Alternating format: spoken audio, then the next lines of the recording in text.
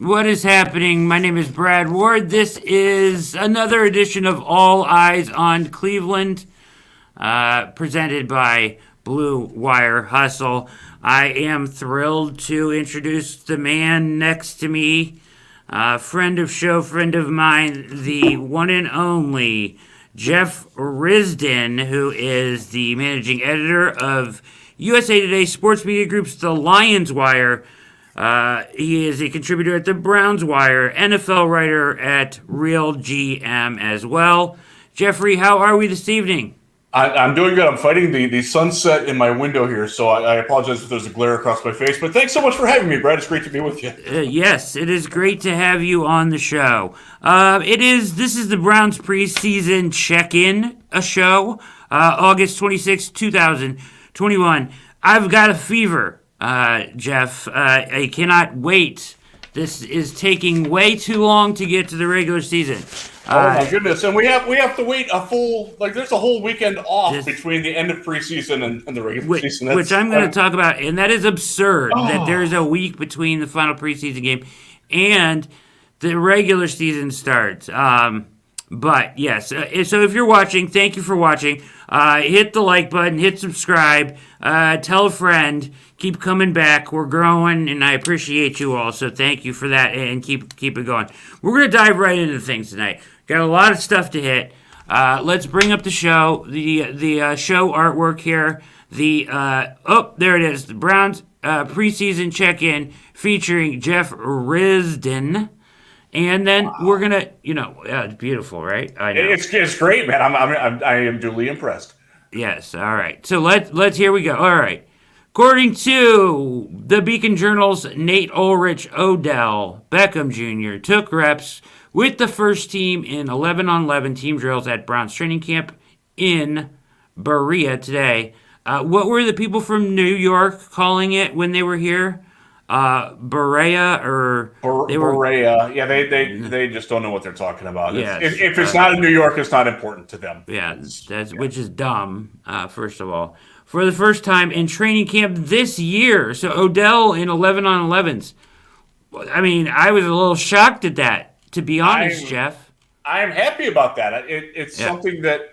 So he did 7-on-7 work on today's Thursday, right? Yeah, today's Thursday. Yep. So Wednesday he did some 7-on-7 live work, working against at full speed against hot defense, and apparently he didn't have any setbacks, so he went out there and participated in the full team drills for the first time since he tore his ACL just before Halloween last year. That's awesome. That bodes really well for him playing week 1, right? Absolutely. I think they wanted to make sure that he could get tested. He's obviously not going to play in the preseason finale.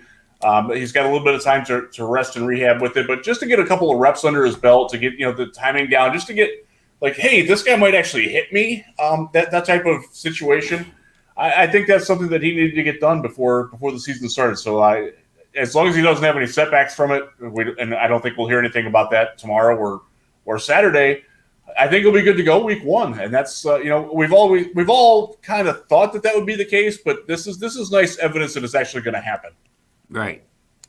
Good news. Yeah, absolutely. And I really think, they've been handling him really well. So, I think that it's awesome. You keep hearing about how, whenever they're doing anything else over on this field, Baker and Odell are, grabbing every minute they can to spare to run over and just throw on air together, which I think is fantastic.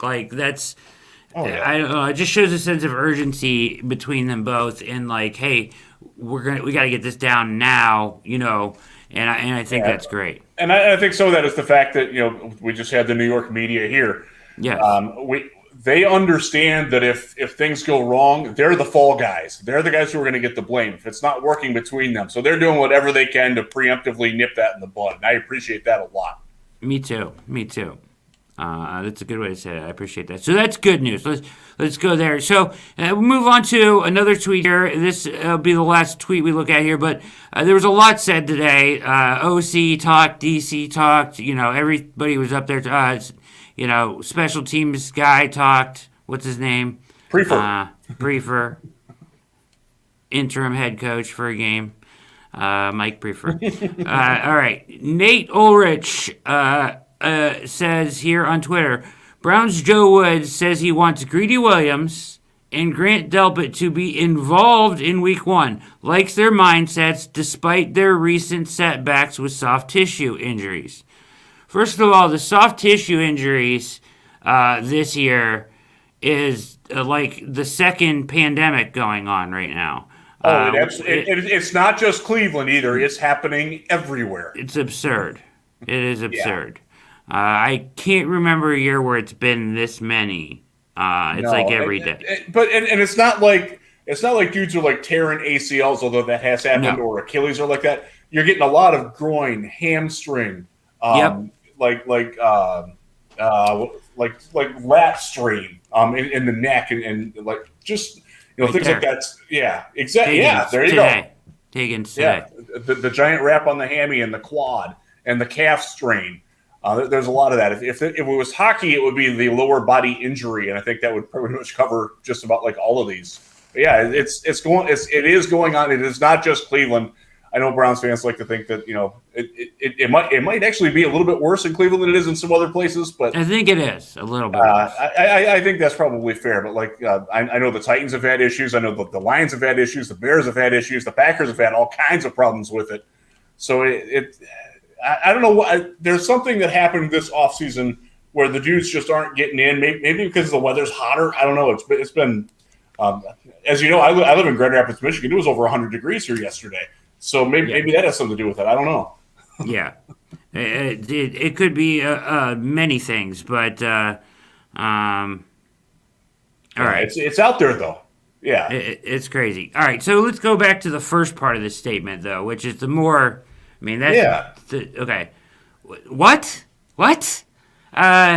First of all, do we really think Delpit is going to be ready for Week 1? I think that's kind of far-fetched at this point. I mean, we are. I know I said it seems like a long ways away, but it's like 18 days. Yeah. Wow. Okay. It's gonna go fast too. Yeah. I hope it goes fast. Yeah. That's so. And you said this as we were talking before the show started. The semantics of the word involved. What does involved mean? That's a very interesting, because it is an ambiguous thing. Are they going to be practicing with the aspirations of playing? Are they going to be running the scout team defense? Team. I mean, you don't know at this point, because with the soft tissue injuries, they're going to have days where it's really good and they're feeling fine, and they're going to get out there and they're going to test it. And then if it's good, then maybe they can go. But if it's not good, then they're going to be set back another X amount of days, and I don't know if they want to push that with Week 1. I know it's Kansas City. I know that's an important marquee game, but if you're out there for Week 1 and you get hurt and then you're out for a month, is that really solving a problem? And I think they're going to err on the side of caution there. As tempting as it would be to get, especially Delpit out there, I think that's what I was going to say. Yeah, I think a cornerback. I think you're okay without Greedy. I think they've learned how to play without Greedy Williams. I think Greedy will be back. I do too. I don't think that the safeties work the way the defense needs it to work without Grant Delpit on the field full time. The way he wants to do it. Yeah, right. Yeah, they can modify and accommodate, and that. A lot of that will involve playing an extra linebacker more often, but that Delpit does things that other guys can't do, and so you got to be careful with that, because again, if he misses Week 1 and then he's there for the rest of the year, rather than if he plays Week 1 and then he misses 3 or 4 weeks, I'm taking the former on that, man. He just hasn't. He took up until he came back from the first hamstring injury, he had taken 8 team drill reps, or 9. Yeah. All of training camp and mini camp combined. And then he hurt his hamstring again, which I think is at least another 2 weeks, because with the hamstring thing, just let it heal all the way. And I think they were trying to do that the first time. It's just they've got bad luck with, as we were talking about with this hamstring thing. I mean, the second day he was back out there. For one day, we got to see all three safeties on the field together. What a glorious day it was, Brad. What a glorious day. So amazing, right? I mean, so that's amazing, and to see that, but like, the potential there, right? Yes. But you just can't grasp it yet, and I think they know. If they really thought Grant Delpit was, I don't know if they would have gone out and maybe they would have gotten John Johnson anyways. But I tell people, like, don't freak out over Delpit because I don't think people in Cleveland realize how good of a player John Johnson III is because they haven't watched him play yet. And I don't think a lot of people, like, just Browns fans, not maybe fans of, like, he's kind of an under the radar name. Like, not a lot of people, like, know how freaking good this guy is. Right. And you are going to be. Browns fans are going to be blown away with what they have in John Johnson. He's really good. And to your point there, if you watch the Rams, like even when they were making their playoff thing, if you watch their defense, all the attention is going to Jalen Ramsey and to Aaron Donald. And yeah. I mean, those guys are amazing, so they deserve it. But John Johnson was the glue of the back end of that defense. And, I've said this. I wound up getting on a ton of Rams stuff because I've covered Matthew Stafford for so long. The losses that the Rams took on defense, and two of their best defensive players are now in Cleveland. Yeah, I don't think people are taking that into account enough. They're going to miss John Johnson a lot. Yeah, and it is a blessing that he is in Cleveland. Absolutely. And I've loved just his press sessions. I think Johnson has done 2 or 3 of them during. How can you not love this guy? This guy is a defensive captain in waiting. It's such a godsend that he wound up in Cleveland for a budget-friendly deal. And when we looked at it the first time, we were like, that seems pretty stiff. But now that you look back and you saw what he did with the Rams, you see the kind of impact that he can have, not just on the field, but in the locker room and on the sidelines with the teammates. Golden investment. I love it. He is. I'm a huge fan. I can't wait to watch him play because we haven't really got to watch him play unless you were out at camp or you watch camp live. You get to see a little bit of it and stuff. But I don't think. Well, we'll get to the preseason stuff here in a minute. All right, but that actually makes a good segment transition here for us on All Eyes on Cleveland, the Browns preseason check-in with Jeff Risdon.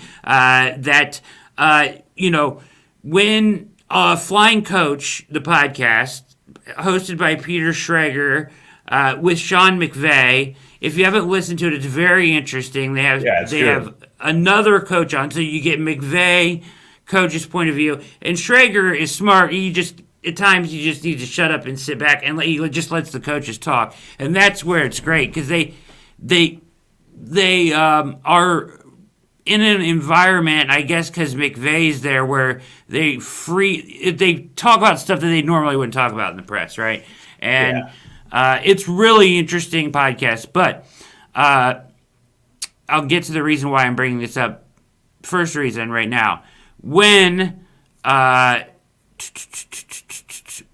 McVay said on the episode with Shanahan, I think, they asked him players that he coached that would be really good coaches in the future. And one of the first players he named was John Johnson. So, thought that was very interesting. High praise from McVay. The other reason I'm going to bring up that podcast is because I want to play a clip, and I tweeted about it, and it's pretty cool, all right? And Schrager, Peter Schrager of Good Morning Football, the Flying Coach podcast, also hosted the Hard Knocks podcast the last 2 years, which we had the Hard Knocks showrunner on our show just a couple weeks ago. Emmy award-winning Ken Rogers from VP of NFL Films was on with us talking about Hard Knocks and behind the scenes and everything and the pandemic last year and all that. But Schrager went on Bill Simmons' podcast, and they were talking. The subject was teams that could win the Super Bowl. And they brought up the Browns right away. Browns, they're both high on the Browns big time. And the Bills. But I just want to play this one segment where he talks about trying to get Stefanski on his show, the Flying Coach Show, and I think it says a lot about Stefanski, and it's high praise in my opinion. I love. For me, it's like when you hear this, you're gonna be like, this dude gets it. Like he gets it in a way that we haven't had a guy get it coaching wise in Cleveland in a long time. So let's get Mikey can bring this up here for us and play this audio. I don't know how this is going to go. This is the first time we've done that. So bear with me while Mikey gets us going here. Come on. All right. I think we got it. Let's give it a shot. They were very keen to like this summer be like, let's lay low. We're not going to try to make headlines. We're not that team. Baker, like lay low. Let's be quiet. Let's not do anything. I'll candidly tell you, we had a near 100% success rate booking Flying Coach. Whoever me and Sean wanted to have on would come on. I've known Stefanski for years. We asked him and he's like, I got to be honest. I love you guys. I love the concept and I've listened to them and it's all cool. But like, the local media hasn't had a chance to talk with me. I haven't done a lot of national media. I just don't feel right. And we're like, no. Like Tomlin's doing it and Kingsbury's doing it. It doesn't matter. Like this is very important year for us. I'm going to not do any media nationally. So I think they're like in that bunker mode right now where they know that they're that team. I like it. Yeah. And I do too. Past the Hard Knocks era. And right. It's just, like we're not trying to sell jerseys anymore. Like we've got Myles Garrett and we've got Nick Chubb. We're going to be in the games. It's all going to be on Baker. It's a coward. Coward has a good theory about this. Colin Coward about like the less noise, the better sometimes. If I'm not hearing anything about you, that's kind of where you want to be in sports a lot of the time. And I think with them, that's a good example. Buffalo and Cleveland, just not hearing a lot, which I think is a good thing.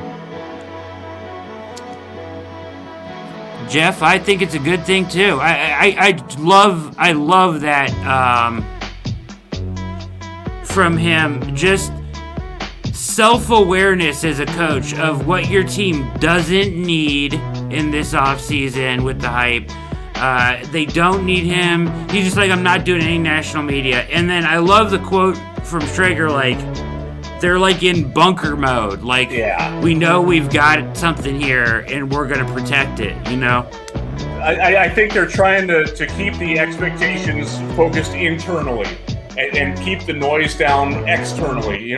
There's a lot of noisy guys on this team.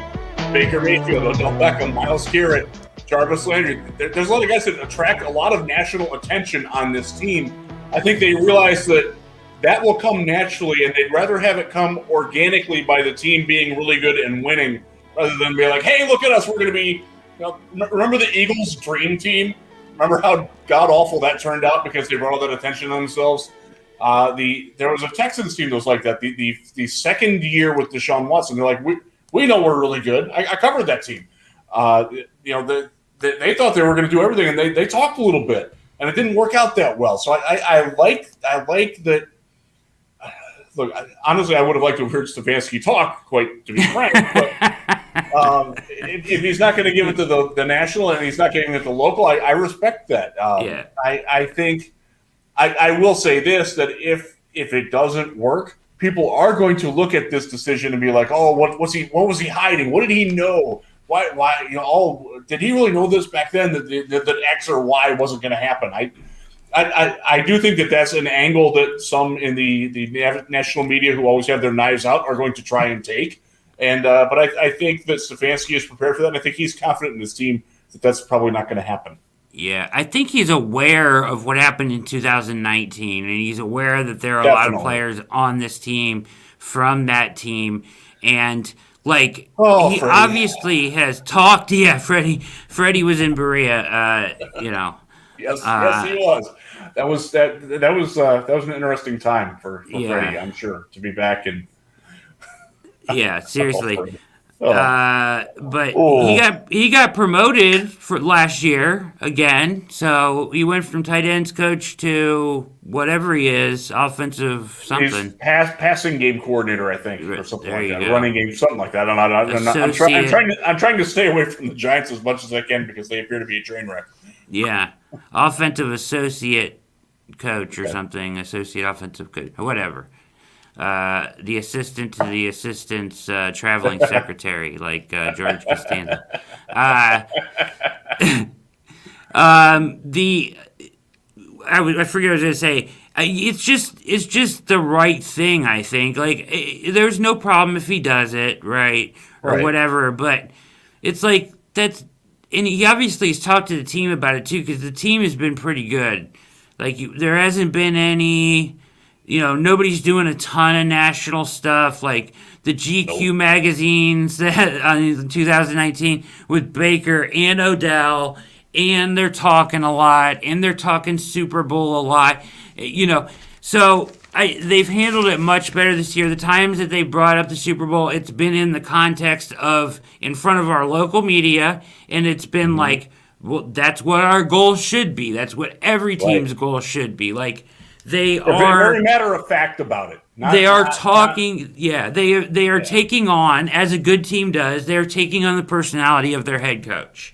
And I think that's a good thing. And Stefanski, for me, like, that, hearing that story from Schrager is like, he gets it, man. He just freaking gets it. Like, self-aware and big picture aware of what his team needs and doesn't need. And they don't need more lights shined on them at this point. Absolutely. Agree 100%. I'm glad you brought that up, because it is a change of course from what we've had in Cleveland with some attention-seeking head coaches. Kevin Stefanski wants his job performance to be what speaks for him. And that's all you can ask, man. Selfless. Yeah, I mean, the guy's selfless. He's in it for the right reasons. And, you watch Building the Browns and stuff, and he gets intense. He talks about the work, and that one scene he's talking about, I put it on my timeline if you want to see it, where he's talking about training camp, pre-training camp, and embrace the suck, he says. But we're all going to go through it together and all this stuff.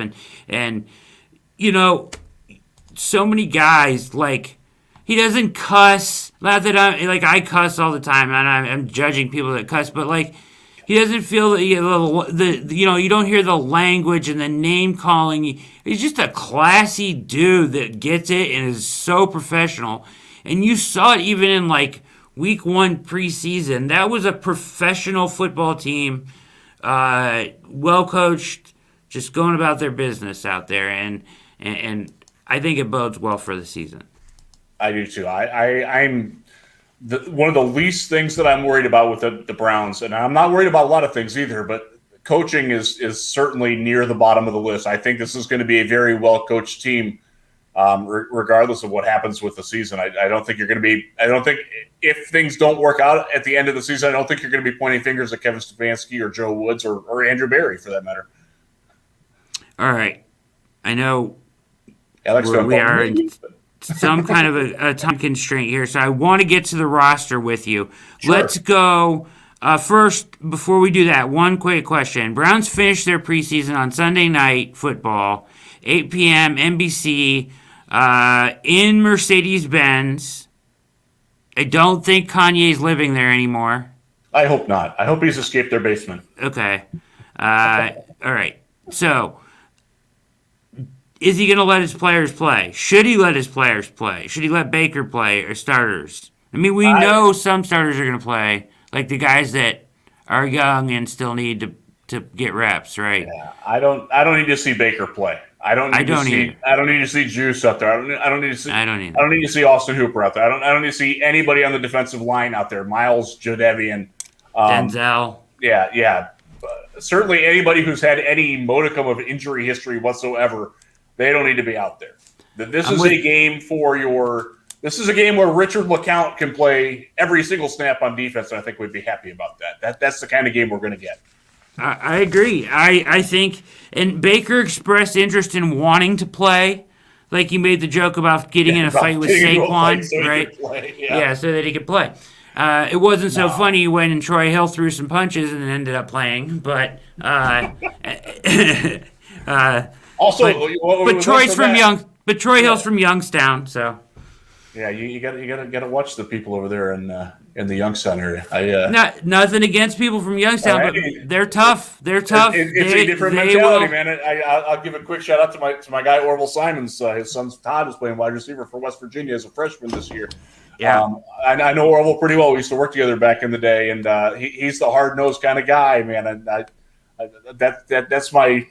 I love those dudes, man. They bring it 100% every time. Yeah, I mean, Troy, they will throw. You go into a bar in Youngstown, you better watch your back a little. It's been a long time since I've been at a bar in Youngstown, Brad. Yeah, me too. Me too. I spent 3 weeks there one night though, so. Yeah, that will happen. All right, so let's talk. So, I agree with you. Part of it is, I even think I would have a different attitude, Jeff, if they played a week after it. But the fact that there's 2 weeks until the regular season, it's not like you're knocking the rest off and then go playing, but you would have an entire week in between. So there's too much at risk, in my opinion, to... Absolutely. There's not enough gain versus... Just weigh risk versus reward. There is not enough reward in letting those guys go out there for a series or two versus what could potentially happen in this, what could be a really special season. Right, and I think we saw last year with all the different injuries and the COVID situations that when it does hit the fan, they are pretty good at adapting to that. And Absolutely. I think that they feel confident that they can do that sort of adaptation, and they don't want to necessarily force it though. Like let's keep that fan turned off as long as we can. Yeah, and I feel like for Baker and stuff, they got really good work against another team in the 2 practices against New York. That should be joint enough. Joint practices were huge this year. I think the teams that did it are going to be they got a real benefit from it. And the teams that didn't, I'll use the Detroit Lions as an example. They did not. They sorely needed it, and it's disappointing that they didn't get a chance to do that because I think it's going to show in week 1 and week 2. When they're trotting out, 15 new starters, and these guys haven't played really much together.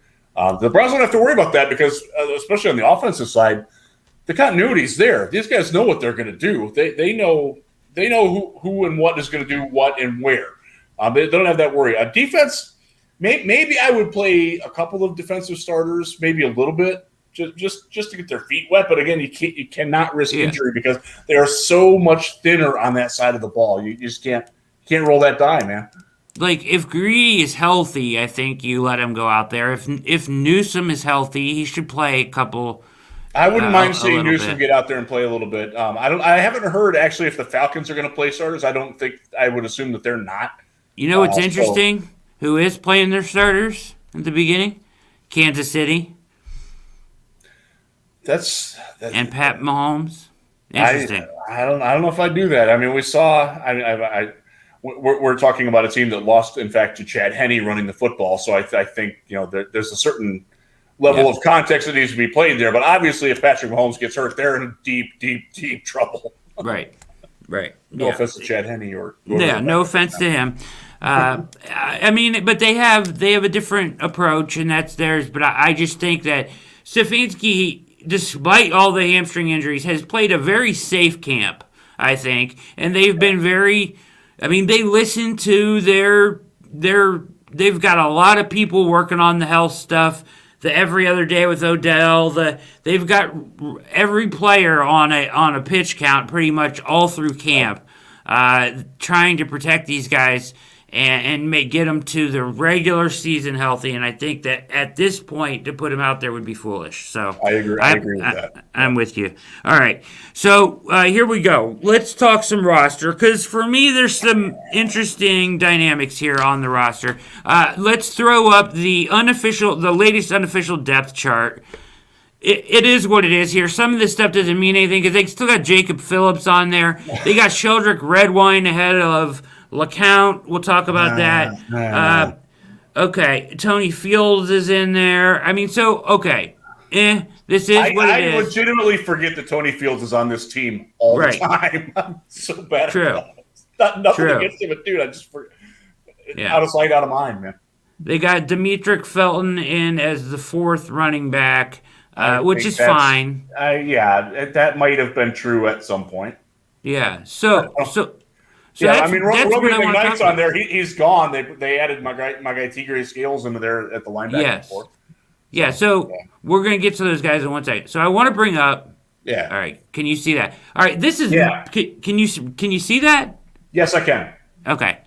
All right. This is my 53. So every player, and this is, I'm not. This is not final. This is just, prepared This for. is where you're at right now. Kind of, yeah. I haven't decided totally on all of this, but this is kind of where I'm at. This is my 53. And so let's start with Felton, who I have in, and I have him in at wide receiver. You see at the top here. I have Felton in.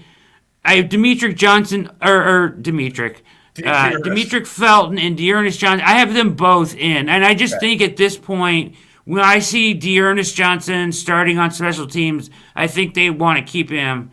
At one point, I thought maybe they might, that could be a place where they could shave a player off of this roster to keep somebody else, because Felton can run between the tackles.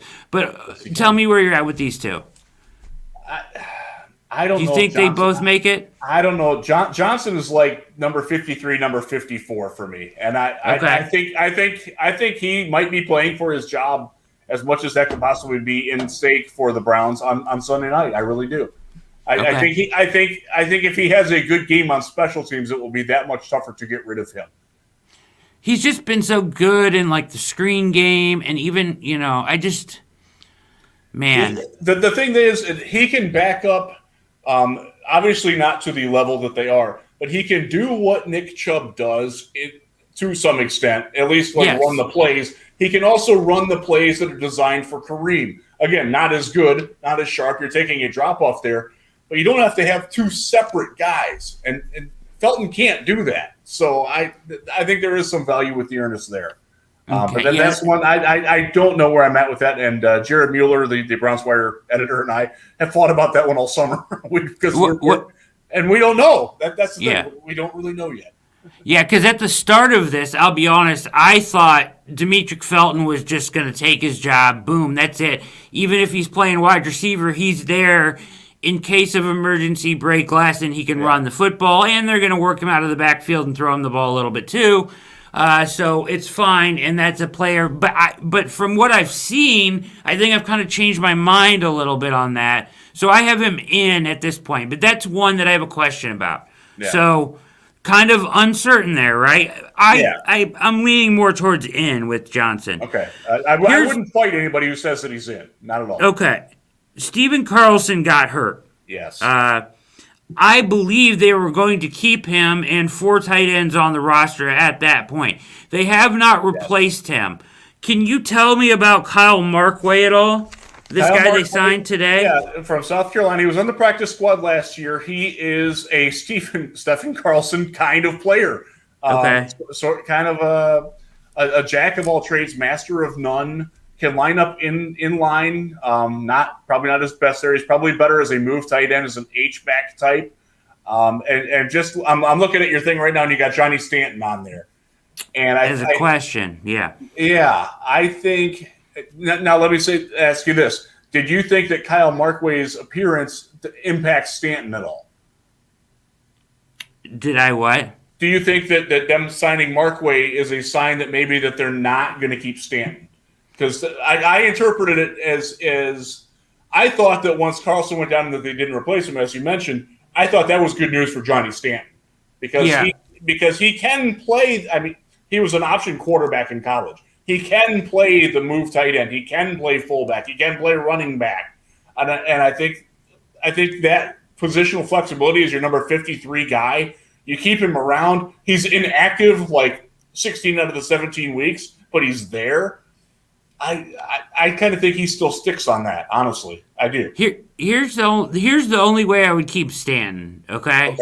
Because he impressed me hugely with the way he caught the ball. I didn't think he could do that, and he legit. It made me think of the way he's played the last couple weeks, in just handing him the ball at times, throwing the ball to him out of the backfield, and then when he lined up out wide last week, or even at tight end. I mean, he ran a great route, went over the middle, and caught the ball. He looked like a tight end. I mean, he's an athletic dude. He reminded me of a freak athlete. Yeah. in the same offense in San Francisco of an Ohio kid that I have ties. My dad coached him in high school, Kyle Juszczyk. Yeah. Kyle Juszczyk is used the same way in San Francisco. Like, they get him the ball, but he's a really good fullback. But he plays some H-back and some tight end, and right? Like, so could they use Stanton the same way? They try to throw.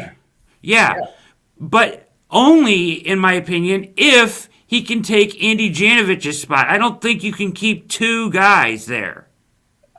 No, but Janovich is important for what they do, and so that's the problem. And that's why I would lean why they would keep him, because if Janovich goes down, Stanton can do a lot for you. He knows the offense, he knows the system, he knows the expectations. You don't have to go out and find a guy then. So that's why I think that Stanton is probably safe. At least in my mind, he is. But would somebody else grab him? I mean, could he get through the practice squad?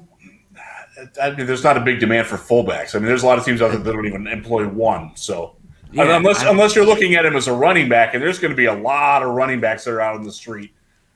That's actually one of the reasons why I think D'Ernest could be a little shaky, because there's so many running backs out there who can like show out for a game or two, and that's all you'll need out of your number 3 running back. So that's I wouldn't say that they were more likely to keep Stanton than they are Johnson, but if somebody said that to me, I'd be like, yeah, I buy that. I buy that argument.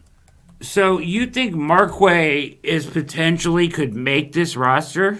No, I don't. I think Stanton does it. I think he's in there because he knows the system this week, and I think they like what he can offer for the practice squad. He's a no-nonsense guy who practices hard. He knows the expectations of what they want from him while he's practicing. I think he's going to be comfortable being on the practice squad all year. Okay, so if you want to keep Stanton and Janovich, then something's got to give here. Yeah, and I think that goes I don't think it comes off the offensive side of the ball. I think it's somebody getting shaved off the defensive side. All right, so let's finish on the offense then.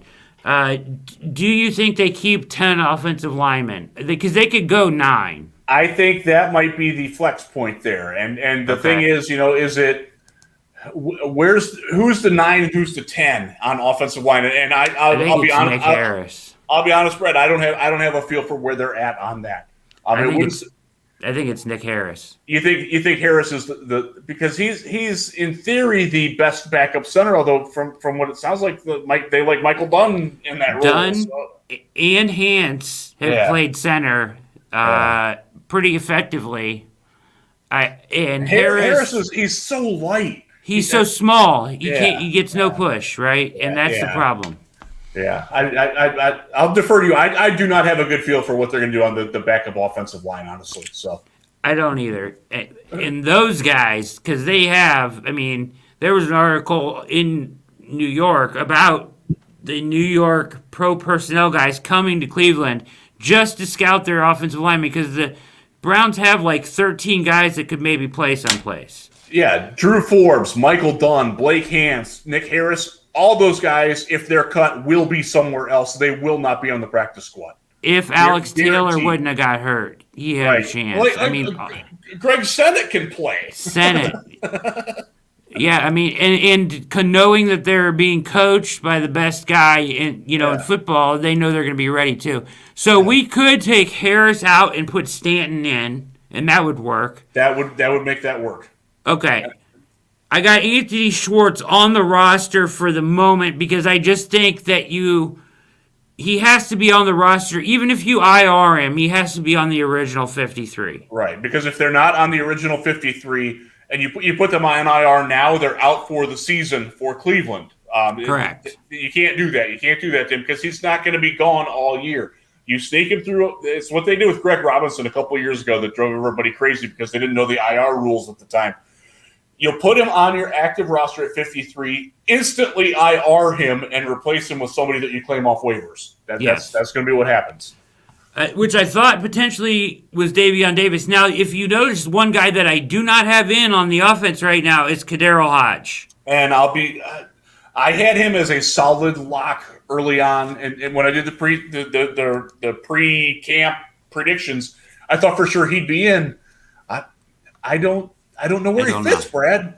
He's a good player, And his special teams value, the fact that he can play in the slot, the fact that he can play outside, he has some value. But where do you cut? Who is he better than that you knock out? And I don't see that player right now on there.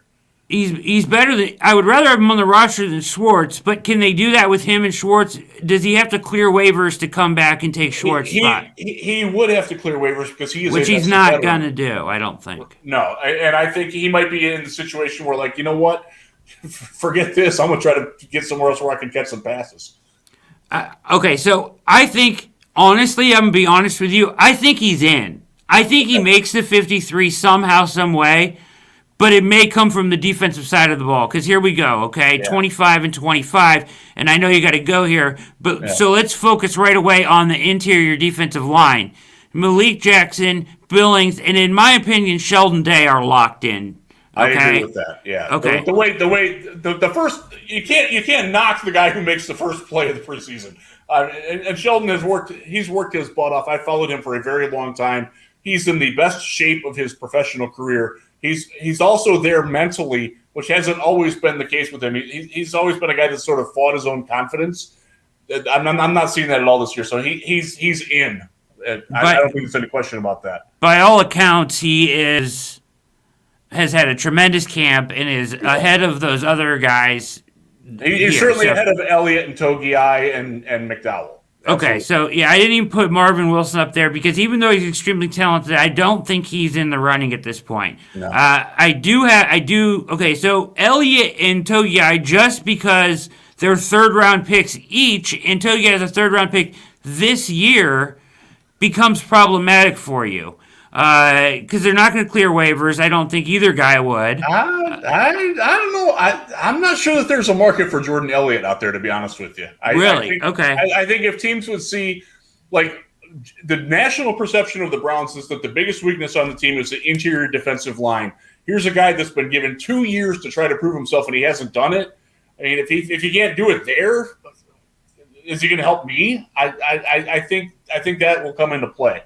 I also think that there will be guys from other teams who are better than him who will also be out there on the waiver wire. So I wouldn't worry about losing him. And quite frankly, you just drafted another guy to replace him, whether you did it, with that intent or not. They're not both going to be there long term because they kind of play the same role. So I would take Togiai over Elliott based on what I've seen. Okay, you would. All right, so I would. I think that Elliott has had a better camp and better preseason than Togiai. It's more so in the last preseason game where Elliott scored really high with PFF and was the highest. I like the way he moved. He moved better than Togiai did, and I think that's his trump card is that he is a better athlete. Or at least a more functional athlete, I should say. Speaking of wild cards and X factors, Malik McDowell gets on the field and raised as hell. Might have been against the third stringers, 6 tackles, 1 sack, great push, running down the line like an animal, tackling the guy. I mean, so this is the guy that I saw at Michigan State, that just pops out where he's playing edge and inside, and he's basically the entire defensive line. He's wearing number 4. That tape is incredible for Michigan State. He was a monster. He was a monster. He still is that monster. He showed that he has the potential to do it. He's made it through camp, even though he's been dinged with, I think he had a hamstring or something at one point. He did. But he's fought his way back, and then he shows out in the preseason. If he plays really well in an opportunity on Sunday night under the lights, does he have a chance to make this team?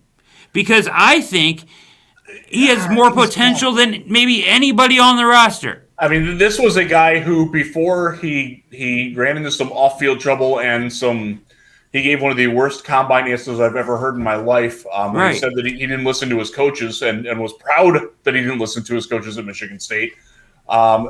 If his crap is together, he's better than Togiai. He's better than Elliott. He's better than Sheldon Day. Right. Do you trust that he's going to stay that way? I can't do that. That's a me thing. That's not necessarily what the Browns are thinking. I personally wouldn't do it. I would flip him if he has a great weekend. Like, hey, we're going to cut this guy. Give us a conditional 6th, 7th round pick for him. He can help you. We'll vouch for his character that he's going to be okay for that. I hope that's what happens with him because he, like you said, man, he was I got to witness him in high school a little bit. He's a dynamic force. He can do things that other dudes cannot do, but I still can't trust him, and that's more on my end. But I got to stick with that, man. Okay. Doesn't deny what he's done this summer. He's done a great job playing hard all the time, which is something that he has never done before, which is good for him. Okay. Good. Not going to crack. Real quickly, I know you got to go. Yeah. You think the six linebackers is set, right? Elijah Lee. I do. Okay. Yeah. I don't see Tony Fields on there, and that's okay. Yeah, I think it's Elijah Lee, Mac Wilson, Malcolm Smith, J.O.K., Walker, and Taki, right? Yeah, I think the injuries there make it so you have to keep it. Although, if you're going to flex a spot out for an extra offensive player, nobody's claiming Elijah Lee. I don't think many people would be claiming somebody there. That would be your flex point. That he's the last guy that makes it on the defense as you have it here, and I don't disagree with that. Okay. All right. Well, here's my question about cornerback and safety. So usually you keep like 10 defensive backs. Right. Okay.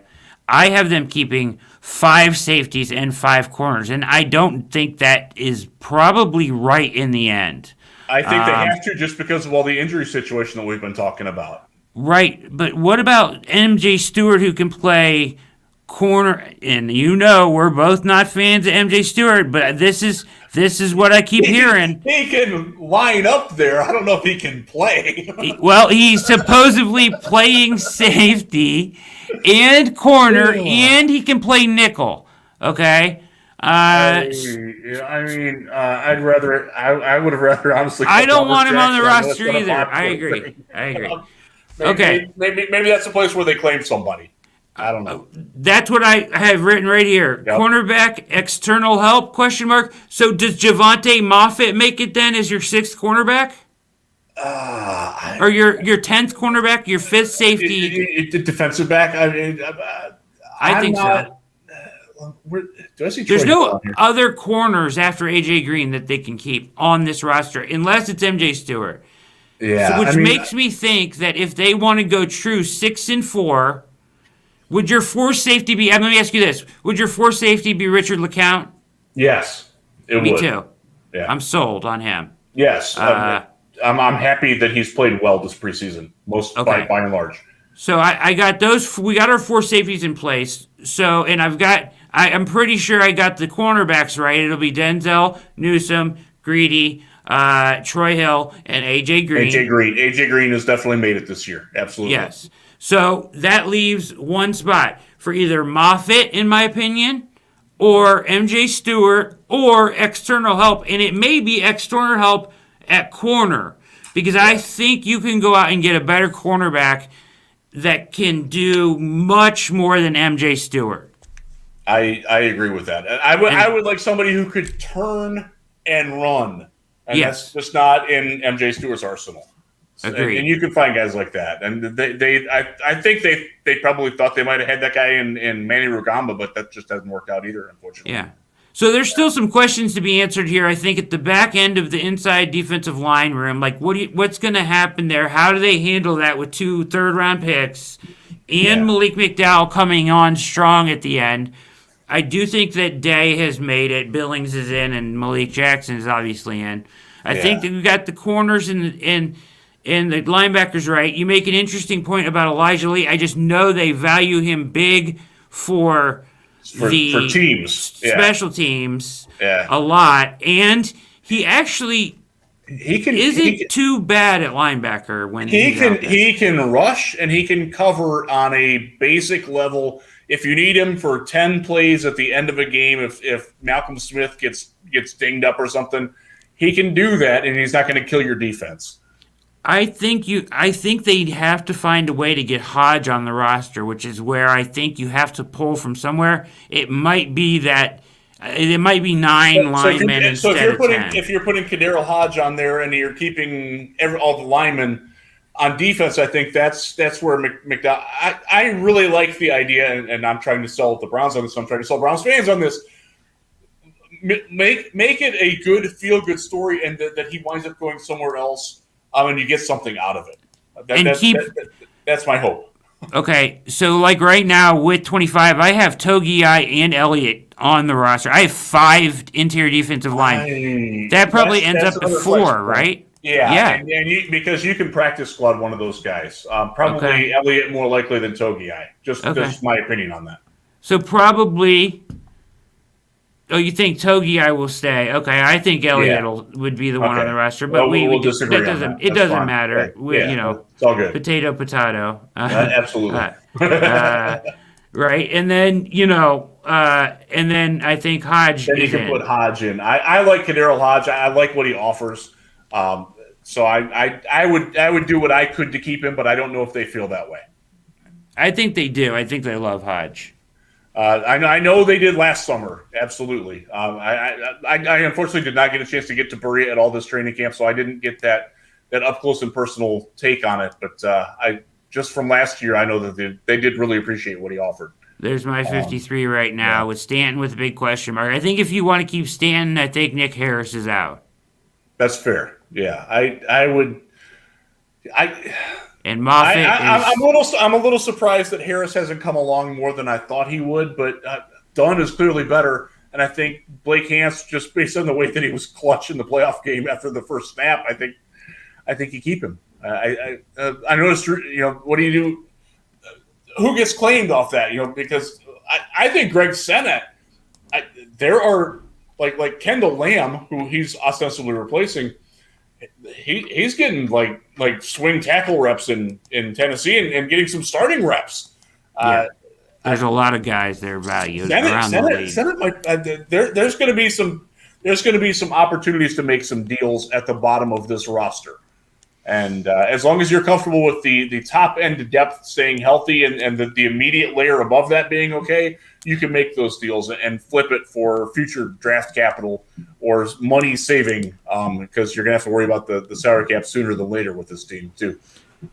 The last point I'll make, and I'll let you go, is so I agree. This looks good to me.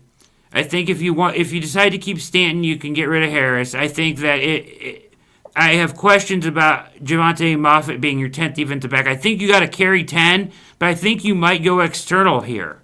I think you might look for somebody outside of I think if you can find a cornerback that can play inside or outside, that bumps MJ or Javonte both off. I agree. And we'll see what happens with Malik McDowell. I think he gets a showcase on Sunday night. And I have Elliott in front of Togiai. You have Togiai in front of Elliott. But one of those guys is on the roster. One's on the practice squad probably. Hopefully they clear waivers. And then you got to remember that Jacob Phillips will have to be on. At least they haven't IR'd him yet. So it looks like he'll be on the initial 53, probably where Elijah Lee is, and then put him in there. That's going to be an interesting situation to watch, though, because if they get another injury where they have to bring somebody in, like if Elijah Lee gets hurt, or if Mac Wilson gets hurt, if Taki gets hurt, they're going to have to do some reconfiguration there then. And I wonder if they would, because I don't know Phillips' timetable, and I don't think they're comfortable on it yet. It's like week 16 or something. Yeah, it wouldn't shock me if something happens this weekend that they do put him on full IR so they can go out and get immediate help. I think that's a tenuous flex position for them. Yeah, I agree. All right, interesting stuff. Stuff to keep an eye on, folks. It's not finalized by any stretch of the imagination, but we're getting there. I mean, I think we've got a pretty good grasp on it here. I think we know 50 of the 53 for sure. Yeah, I agree. All right. Jeff, you've been fantastic as always. I know you got to go, brother. You are a gentleman and a scholar. Thank you so much for your time. We will talk soon. Thanks for coming on All Eyes on Cleveland. Thanks so much, man. All right.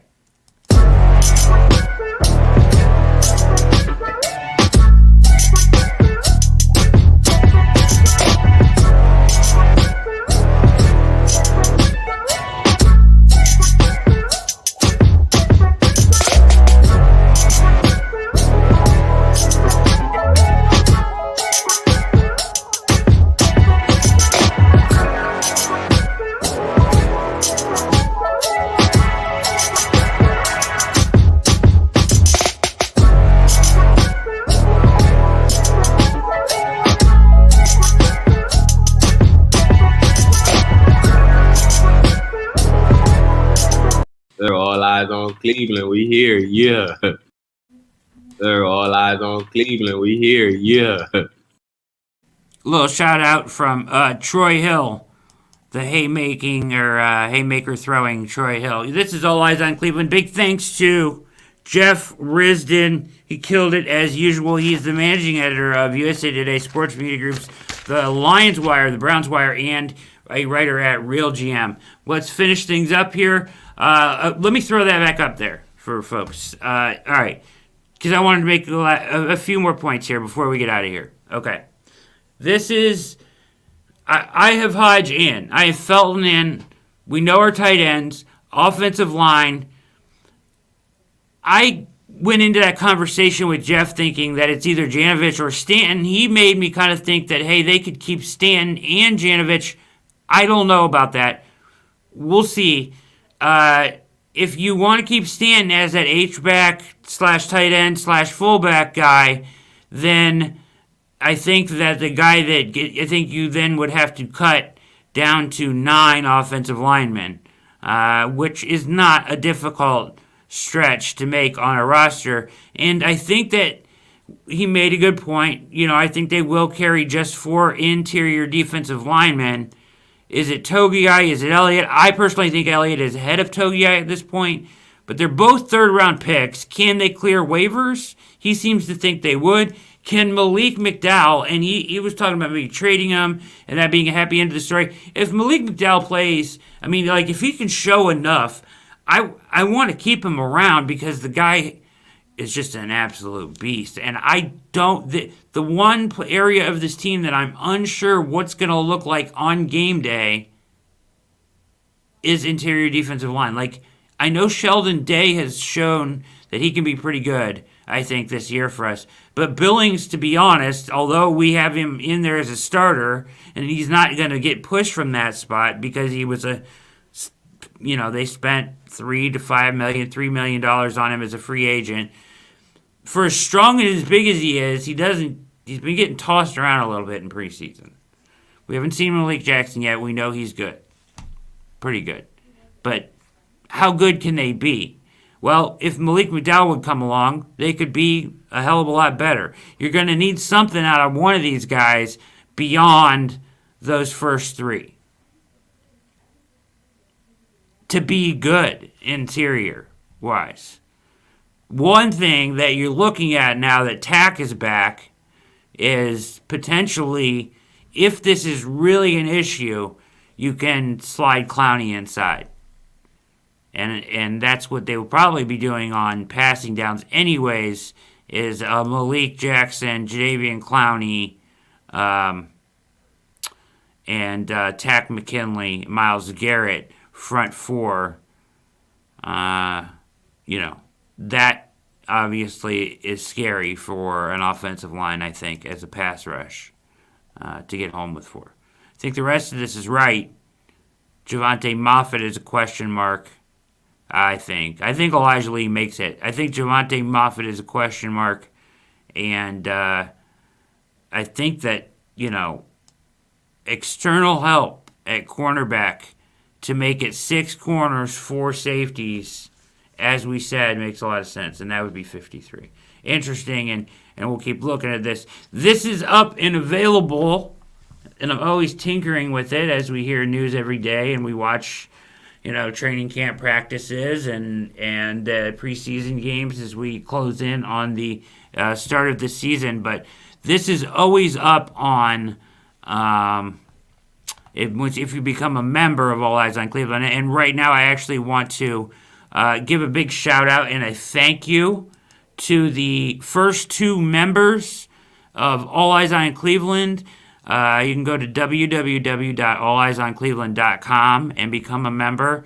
Support All Eyes on Cleveland and the work that we do here and the content that we do. Nick Farmer, Robert Schallner are the first 2 members. And you can ask them, if you know these guys or whatever, but I'll kind of show you here in a second. I'm going to throw up the websites. You can check it out. It's pretty cool. We try to keep it cool. This is the website. I don't know how well you can see that. What if we go like that real quick? All right. There you can see the website. It's home episodes. So you can go episodes. You get every episode. Oh, of course, it's not gonna load now when I need it to. But you can get every episode here. It's our last episode, special edition with Nathan Zagura. The Hard Knocks episode 53, roster update. Ellis Williams, Nick Shook. And then there's the videos, which we have has every single one of our YouTube videos up here on the videos page. We have our store, which will take you to, it's loading right now. Things are running a little slow, but it'll take you directly to our merch, For the Land, My Way Audio, all Eyes on Cleveland t-shirts, All Eyes on Cleveland there. You can get sweatshirts, all that stuff, mugs, anything. It's all down here. Obi Day, Dog Check, some of the older ones on there too. But that's the merch store. All of our reviews are on here. Sponsors, of course, that you can go to Fanatics and Vivid Seats. We have deals with both of them. You can contact me in a number of ways. And, of course, you can follow the show at any of these. If we go back to the homepage here, you can see that as well. Along the side, it has all of the links that you can go to there and all of the most recent episodes and the most recent video. It's pretty slick, actually. And then if you want to become a member, you can click on this right here, become a member and support us. Join our Patreon, become a patron of the show.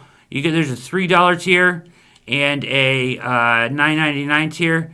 And when you support the show, obviously we thank you on every show, but you also get a ton of exclusive content. And you can see that basically anytime anything pops into my head here, I'm posting it on here. Here's when we redid the studio, some pictures of it.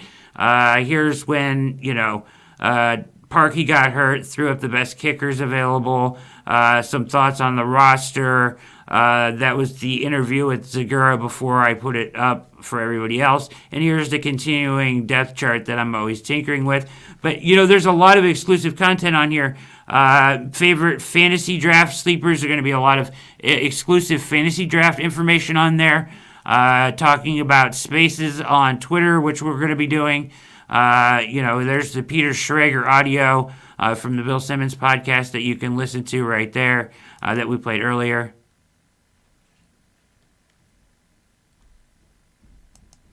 So we played that earlier in the show and reacted to it. But that's all there. And, and of course you have direct contact as Nick is always talking to me, asking me questions on here. He actually left a voicemail to be played on the show, which we will play on the show next show. And I'll have that queued up for him and everything. But, yeah, if you want to become a member, you can do that for $3 or $9.99 and support what we're doing because, we love this. We are working hard every day to get guests and put out content for you guys. And, hopefully you love the show. We're up to over 1,500 subscribers on YouTube. Speaking of, hit the like button, hit the subscribe button. But I wanted to just show off the website there a little bit and talk a little bit about the membership.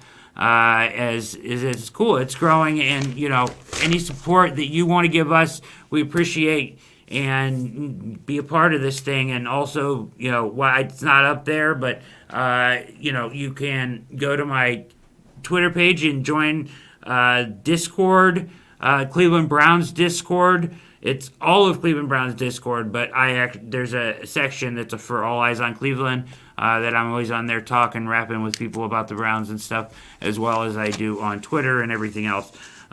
Real quickly, big thanks to those guys, though, Robert and Nick, for being the first guys to support the show that way, and we appreciate that greatly. We will have our annual... Bring this back up here. We will have our annual this year. Where's it? Where to go?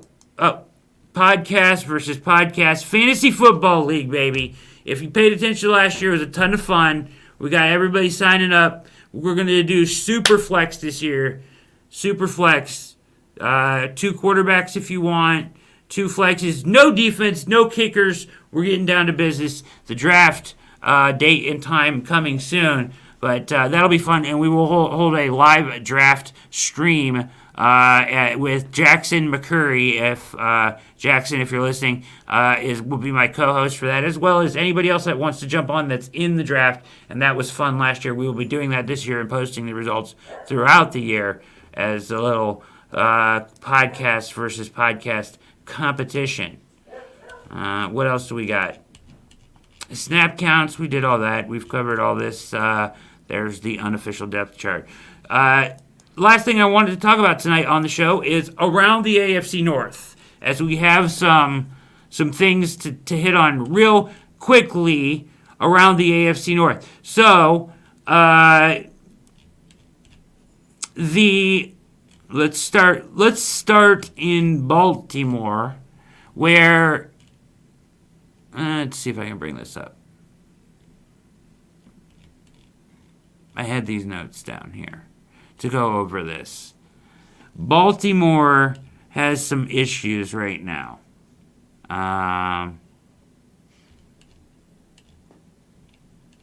Here we go.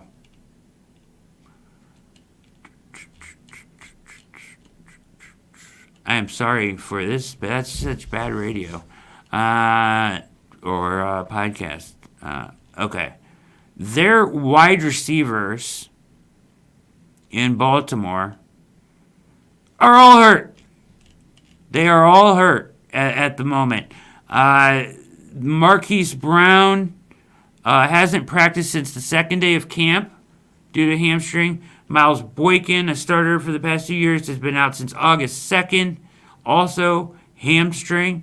Rashad Bateman suffered a groin injury on August 10th and doesn't seem likely to be back until late September. The latest there, Sammy Watkins, of course, I could have, that's, I'm sure the odds on that were minus something that he would get hurt in the preseason, but he is out lately with an undisclosed injury. And James Prochet, who has been their most productive receiver in camp, who is now one of their better receivers, tweaked his back in practice this week. All the receivers, they are down to Devin Duvernay right now. So that's just the update on what's going on in Baltimore. In Cincinnati, interestingly enough, they have some issues, as well as Jamar Chase has the yips.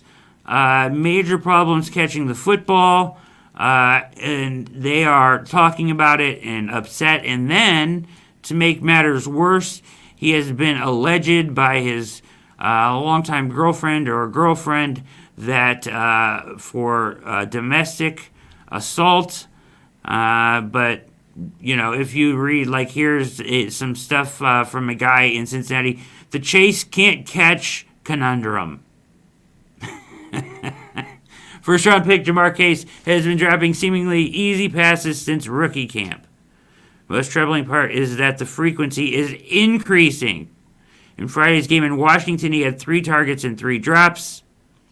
Head coach Zach Taylor had said a few days earlier he had no concern about Chase's drops, that they were a result of the receiver thinking too much as he adjusts to a new offense at a new level after opting out of his 2020 season. Yeah, he hasn't played football in over, almost 2 years at LSU.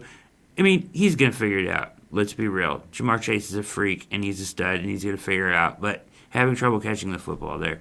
And, when it comes to the Steelers, I just don't know. Here's the predictions of 4 smart people for the AFC North, right? Browns 12-5, Steelers 11-6, Ravens 10-7, Bengals 6-11. Browns 12-5, Ravens 12-5, Browns winning the tiebreaker. Steelers 10-7, Bengals 7-10. our own Zach Jackson, and this took me. Zach has been on our show before. He has the Browns and Ravens both at 10-7, tying for the division title. He thinks the Browns are capable of winning the division title, but has reservations about the defense and special teams and how they'll handle being hunted for really the third time in about 30 years. Zach's a smart guy. He makes some good points there, but interesting. He has the Steelers at 9-8 and the Bengals at 6-11. Morrison, which is the Steelers reporter, I believe, has the Browns at 12-5, Ravens at 11-6, Bengals at 7-10, Steelers at 6-11, which is the lowest. But they have them all the way from ranging from being 11, winning 11 games to 10 games to 9 games to 6 games here at the Athletic, and that's interesting. The stuff going on in Baltimore, I'm sure they'll sort that out, but they should have done more at wide receiver in the offseason, let's be real. They wanted to go after Kenny Golladay, and they were in the market for everybody, and they settled on Sammy Watkins, which just ain't going to cut it. Rashad Bateman is a rookie. He's dinged now. So that's where they need the most help. And then they need Lamar to deliver it to them outside the numbers, which he hasn't, in my opinion, proved that he can do consistently yet. Obviously, they're good. They have the best run game in the entire National Football League, and he is an MVP for a reason in the NFL.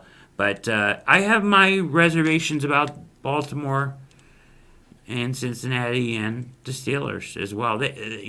Just as I have concerns about the Browns' interior defensive line and real depth at corner. I don't want MJ Stewart out there if a couple of guys get dinged. So, but I like that 11-6 number. I think that's a good target for the Browns, and I think that's what most people think. Maybe Vegas has them at 11 wins too. Look into that for next week. This has been a Browns preseason check-in edition of All Eyes on Cleveland. Big thanks to Jeff Risdon again. In the description below, there is a link to support the show and become a member. I showed you all that earlier. Check out the audio if you didn't, if you're just jumping on the show, that I played earlier from the Bill Simmons podcast where Schrager tells a story about Stefanski. It's worthwhile listening to. Stefanski just freaking gets it, man. He just gets it. He's our guy. He's in it for all the right reasons, and it's pretty awesome. That is the show tonight. Troy asking about a Q&A. Troy, we are going to have an Ask Me Anything show very shortly. So all your questions you can unload on us. So ready for the season to start. Totally agree. This August is lasting an eternity, and the 2 weeks between Sunday night's game and Week 1 do not help. They do not help. Yeah. So thanks, Jeff Risdon.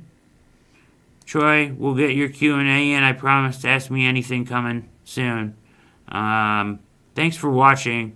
As I said, hit the link in the description below to check out the website. Become a member. Support the cause at All Eyes on Cleveland.